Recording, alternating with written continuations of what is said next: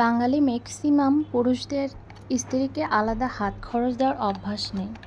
কারণ অনেক ছেলেই তার বাবাকে দেখেনি মাকে আলাদা খরচ দিতে, বাবাকে দেখেনি মায়ের জন্য পছন্দের কিছু কিনে নিয়ে আসতে।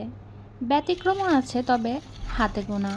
অনেক স্বামীরা স্ত্রীকে বলে, তোমার কোনো কিছুর প্রয়োজন হলে আমাকে বলবে।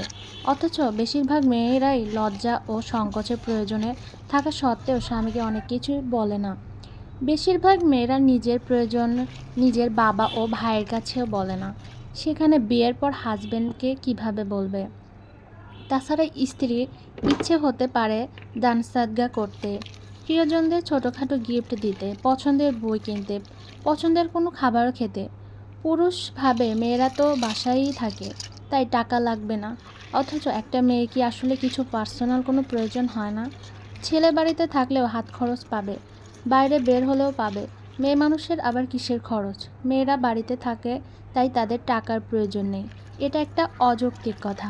প্রয়োজনে ভিক্ষুককেও টাকা দেওয়ার টাকাও অনেক মেয়েদের থাকে না। কয়েকজন বাবা, ভাই, স্বামী তার মেয়ে বোনকে স্ত্রী হাত খরচের টাকা দিচ্ছে। হাত খরচ দেওয়ার কথা অনেক পুরুষদের মাথায় থাকে না। বাসায় খাচ্ছে পড়ছে, আবার এক্সট্রা টাকা লাগবে কেন? পরিবার থেকে আগলে রাখুন নারীদের। আপনি নিজের মেয়ের জন্য সব করবেন, স্ত্রীর জন্য কিছুই না। এটা কোনো ইসলামেই বলেনি। জননীর কদর নেই, জননীর বাচ্চার কদর।